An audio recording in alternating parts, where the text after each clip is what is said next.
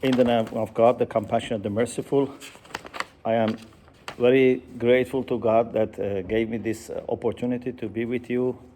And it is the first time since March I am traveling, and I thought the invitation I received from Abed Notker and then from Christian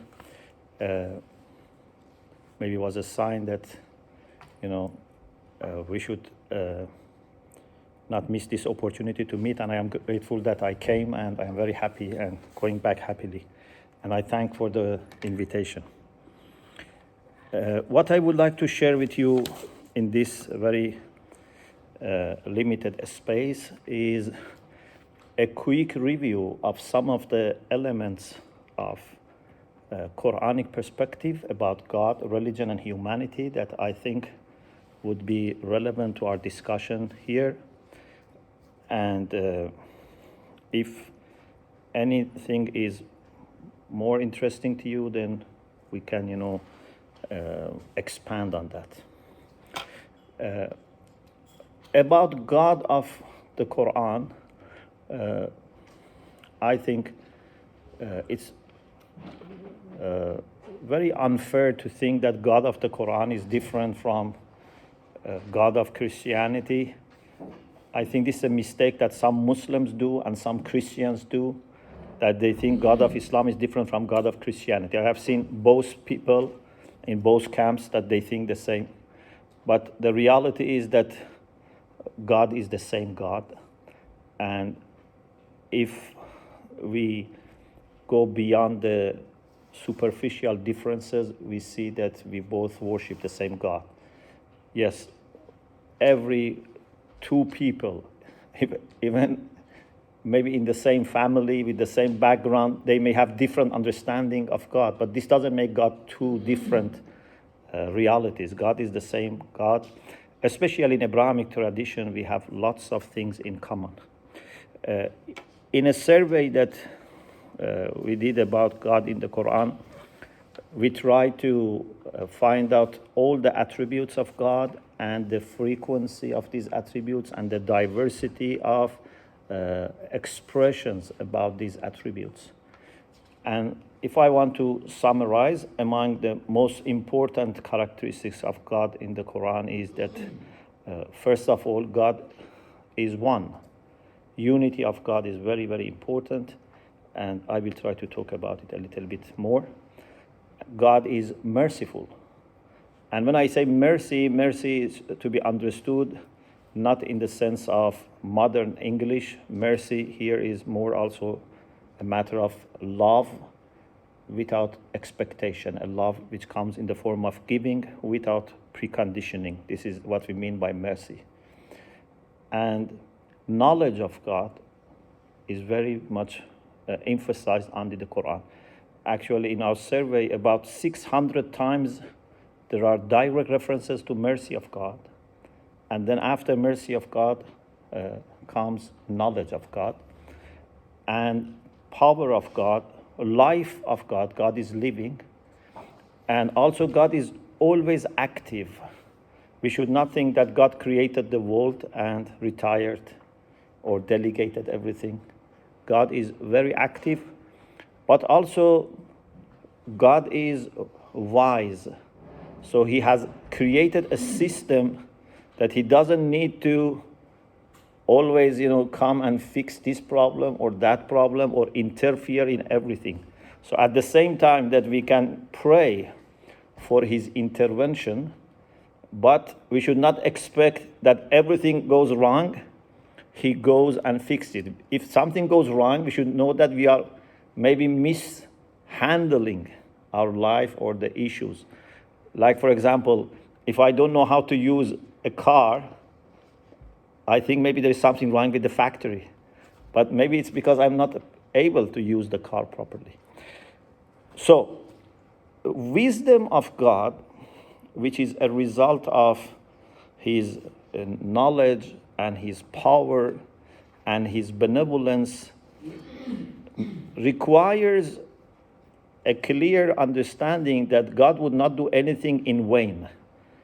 And God has a purpose for everything. And as a believer, I think one of the greatest aims and one of the greatest areas for our resemblance to God is try to increase our understanding of His wisdom. And maybe it's one of the most difficult things to achieve.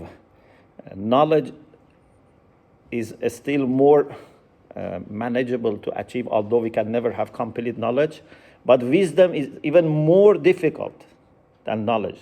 So therefore I say, we may have, very knowledgeable, for example, clerics or leaders, but to have wise leaders is very rare.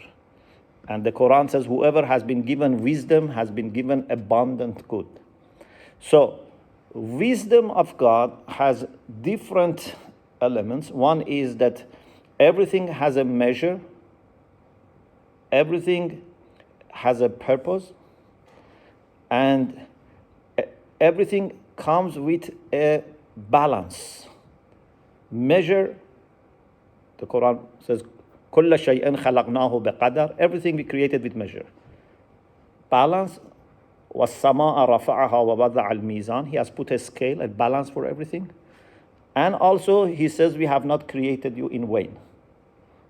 أَفَحَسِبْتُمْ أَنَّمَا خَلَقْنَاكُمْ أَبَثًا. So, now, we should try to understand what is the reason, what is the wise reason of God creating us.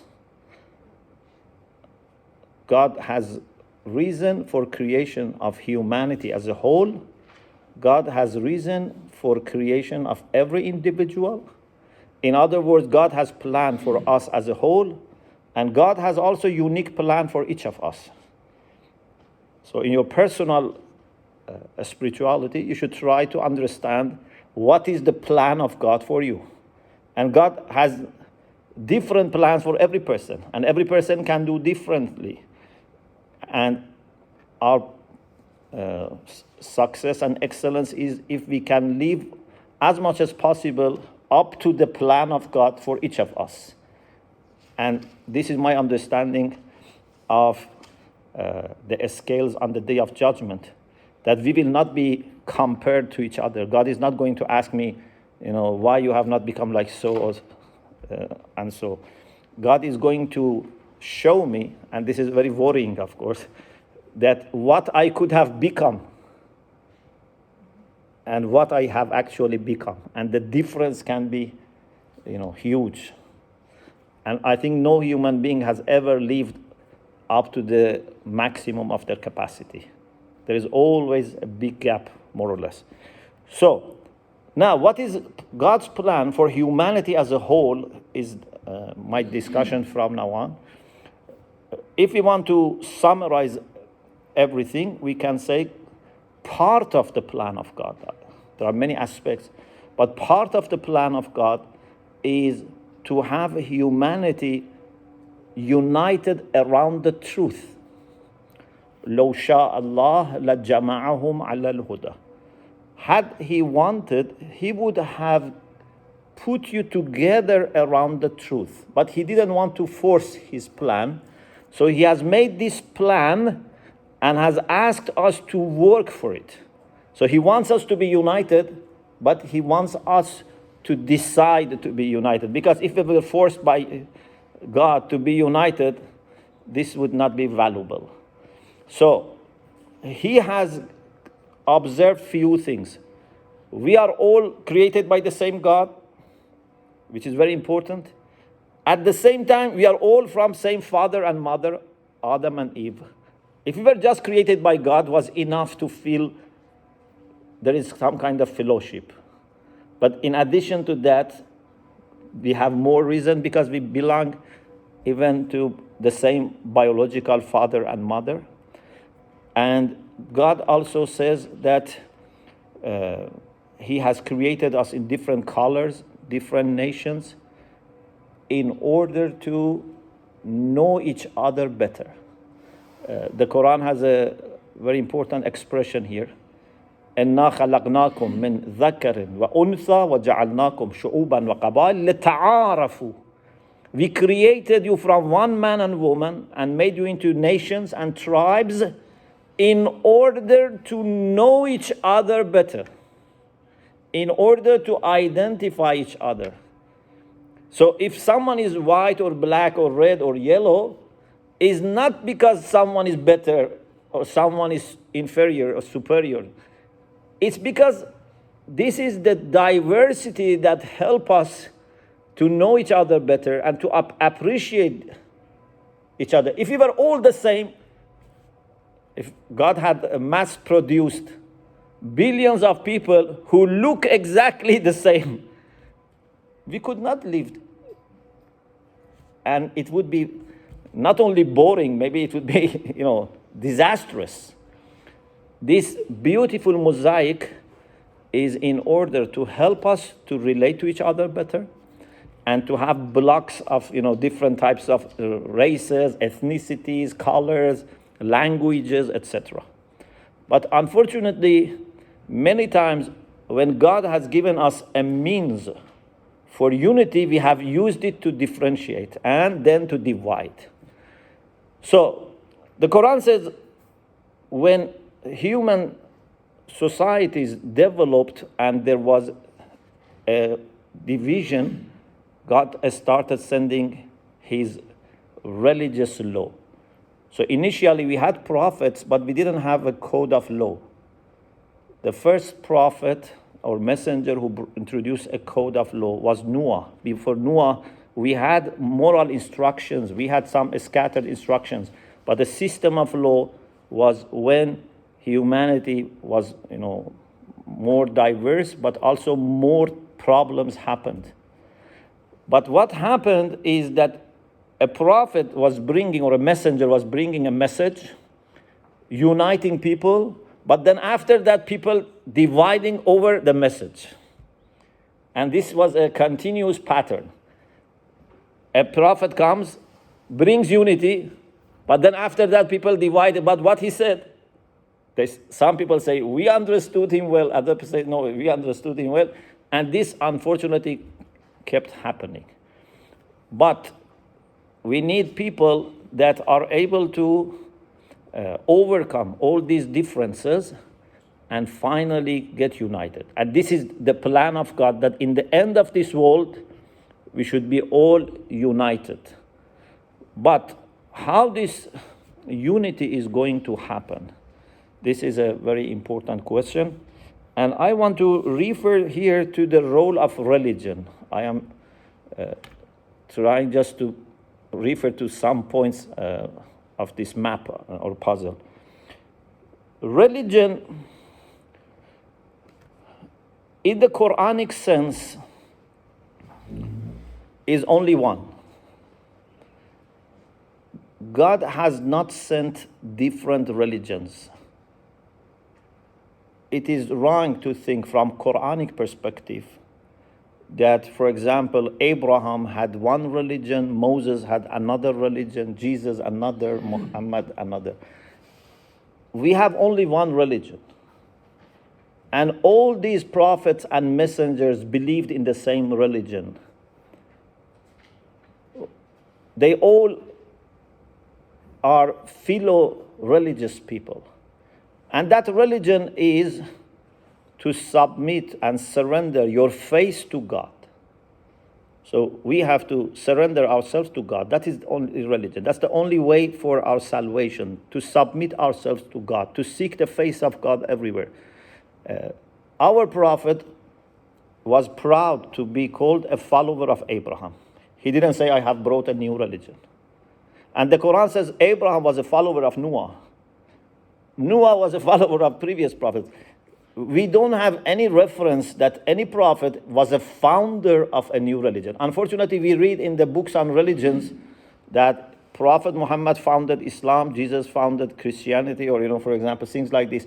But I don't think there is any reference that Jesus said, I am founding a new religion, or Moses said, I am founding a new religion, or Prophet Muhammad said, I am founding a new religion. There is no new religion. There is one religion, and when the name of Islam was adopted for Prophet Muhammad's call, this was not a name for a new reality. This was invitation to go back to the original name. because this was the name that Abraham, Jacob, Joseph, disciples of Jesus, according to Quran, all of them referred to one religion, which is to submit ourselves to God and surrender ourselves to God. And this is very clear. Then I myself had some reflections, and I have published also a paper in Islamo-Christiana for the PISA, that from Quran I can understand that even there is one book. Although we have different books, but God has sent only one book. These are different editions or versions of the same book.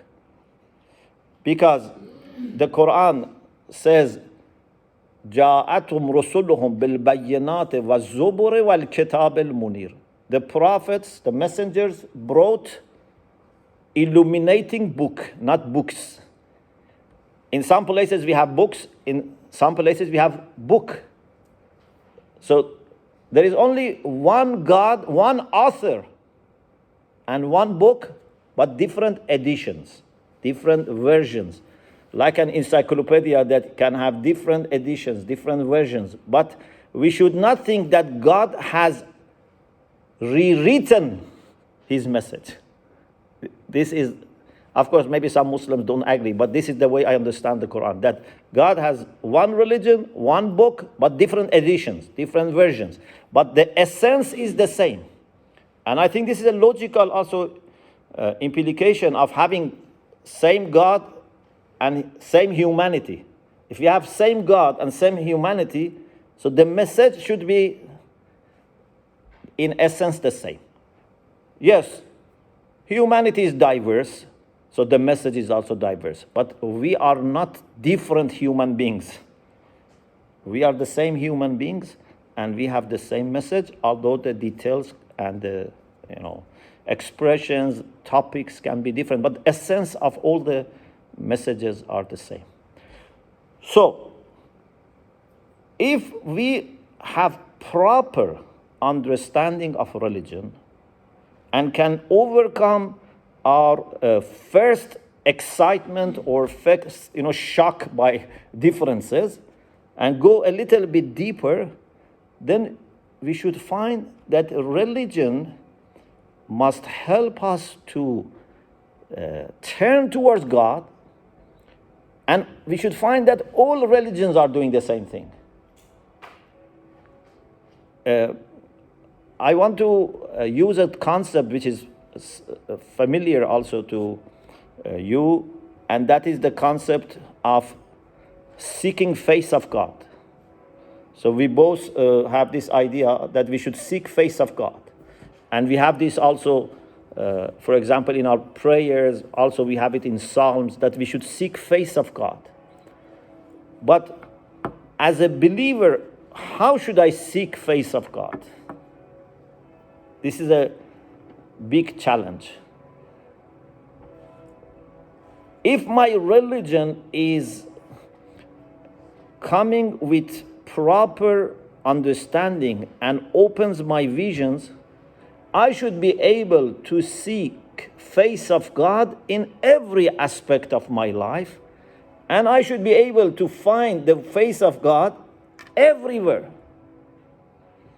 A true believer does not need to find face of God only in a special place or a special people. You would see God at work everywhere. And I think one of our challenges is to see face of God in other religions. Sometimes we see face of Satan in other religions. We think it's all ugly, it's all, satanic, it's all, dark. But if we are tuned properly, after some, lack of clarity, like when you put your proper, glasses, you can see God is at work everywhere. I'm not saying it's the same. There are places which are more sacred. There are people who are more holy. There are things in which God is more at work. But as a believer, you should be able to see face of God everywhere. Especially as a believer, you should be able to see that there are people who are devoted to God in other religions. I think one of the best tests of our insightfulness is to be able to see that there are other people who also love God. There are other people who have devoted themselves to God. If I cannot see this in other traditions, then I think I am very narrow-minded. The list is this. And my experience of God has been very limited. We have to be able to see how people in different communities, different denominations, different religions have been able to devote themselves to God. I am not saying equally. I am not saying there are no mistakes, there are no problems, but I'm saying that you can sense God is present in the life of many other communities, many other people. And sometimes, I say, for example, I am a Shia Muslim, but I believe there are many Sunni Muslims who are better than me. There are many Shia who are better than me, and there are many Sunni who are better than me. And I am sure there are many Christians who are better than me. If I think I am the best person or people from my community are the best people, I think this is wrong. Yes, you can say my tradition maybe has the best, understanding or presentation of the truth. My scripture is better, but this has nothing to do with you. You should be humble enough to see that there are people who are better than you, and maybe they follow another denomination or another religion. So, what is religion? This is the question. We come to the second part of what is religion? I think religion, in the best sense, not in the sense of just, dogmas or, formality, but religion, in my understanding, in the best sense, is something to help you to understand God better. Something to help you to look at the world in the way that God looks at the world. This is not what we normally learn from religion. But this is what actually people who are more spiritual are more successful. After having some, of course, good theology, but it is through spirituality that you can better look at the world from the eyes of God. Because it needs large heart, and it needs a loving heart to be able to look at God to look at people in the way that God looks at people. Let me give you this example. For example, the way you look at your family, your wife and children, and your brother's family or sister's family and children is as a counterpart, at the same level. Therefore, they are somehow other than you. Two families who love each other, but they are not as close to me as my family. But the way your father looks at you and your family, and your brother or sister and family is different. Your father looks at them almost equally, or maybe he can see some of the children are better than others, or some grandchildren are better. But the way he looks at them is different from the way they look at each other. Sometimes maybe these start hating each other, but the father or mother, or grandfather and grandmother, or great-grandfather, the way they look is different. Unfortunately, when we look at people, we look people as people of ours, and other people that may love them, we may respect them, or we may hate them, we may fight them. But the way God looks at people is that he would see all the differences, and he would see some people are more virtuous, maybe some people are less virtuous, but he loves all of them. If he had not loved them, he would not have created them, and he would not have sustained them. So, a true religion is the one that helps you not only to understand what you are supposed to do, which is easiest part, what you are supposed to do, certain rituals or certain obligations, etc. How to look at everything from a God perspective, and how to become godly in your behavior. A godly person can never say, I don't care about this part of the world, or I don't care about, for example, environment. I want just to take control.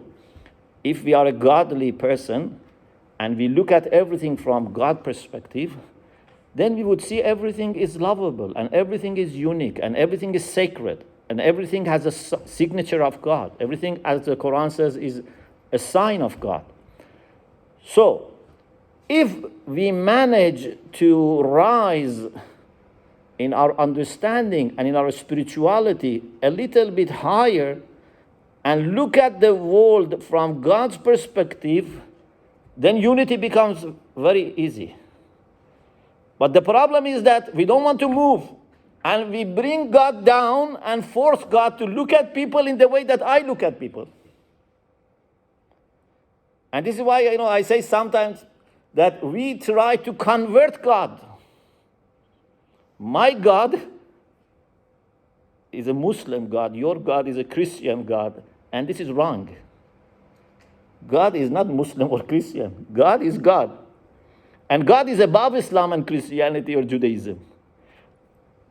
I love my faith. You should love your faith. We should be happy to die for our faith, but we should never worship our faith. And we should never replace our Lord with our religion. If we have proper understanding of religion, we would be able to see how God expects me to behave and how God looks at everything and how God behaves. Many people cannot understand the way God behaves, and this is why we many times question God and we complain to God and we object to God, because we don't understand how He looks at things. If we were able to understand, we would be totally pleased and satisfied. So, a proper religious orientation should have God at the center, should have human dignity as a principle, should have human unity and human fraternity also as a principle, should lead to internal and external peace. People who are angry, people who are violent, people who have no tranquility, these are not religious people. People who want to fight easily, these are not, I think, religious people. Or at least they are in a very early stage. So a true religious orientation should bring internal and external peace, and should also help us to have better off life in this world and the hereafter. There are three methods that are very important that I cannot talk about, but to be very rational, to be spiritual, and to be searching for justice. And one of the things that very much we need to work together is to be able to give good witnesses to humanity. I think, unfortunately, for the most part, Islam and Christianity have not collaborated. Yes, we have cases of scientific collaboration, we have cases of trades, but when it comes to religion, there is not that much collaboration. Maybe there is respect. Yes, many times has been respect, sometimes have been fight and wars. Most of the time was peaceful coexistence. But I think it's hard to find that Muslims and Christians felt that they have a joint responsibility and they have to work together and they have to support each other. The most is that we try to be respectful. You do your job, I do my job. And sometimes we looked at each other as people who compete over the same market. I want to bring people to God through my way. You want to take them towards God through your. And sometimes, or many times in this process, God is forgotten. And it is my own glory and my own community which becomes more important. Many times this, unfortunately, happens. What I think we need today is to work together and give a joint testimony of the beauty of faith in God And there is a way that we can work together that we can never work alone. Because if I do alone, it's easy to be labeled that I am, sectarian, or I am, selfish. I want to have my own, religion.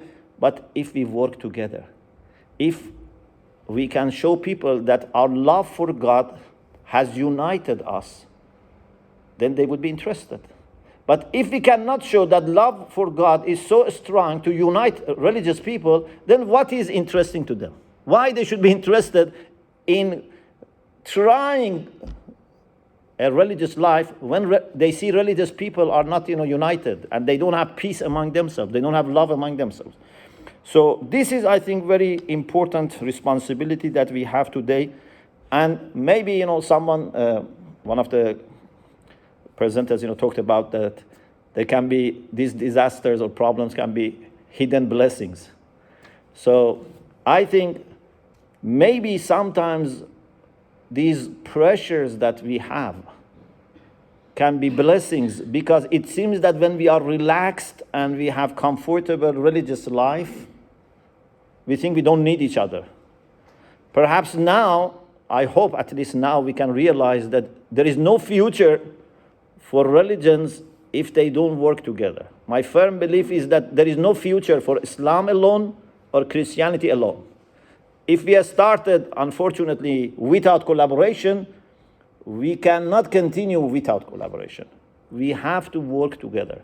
And that is actually our success. If our faith in God can unite us, and if our shared love for God is really given its dominance, and it's the most important thing for us, then I think it will be a success that we can achieve, and then we can invite other people towards God. I thank God for giving me this blessing to be with you, and I thank you for your listening, and I hope God would use us as means for his own sacred, work, and I hope each of us understands what's the plan of God for himself or herself. Thank you very much.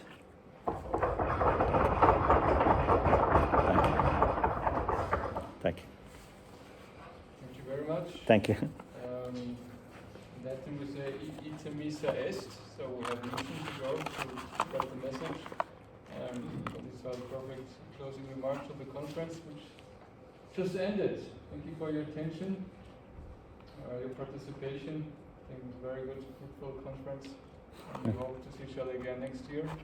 Thank you. Thank you very much for the hosts.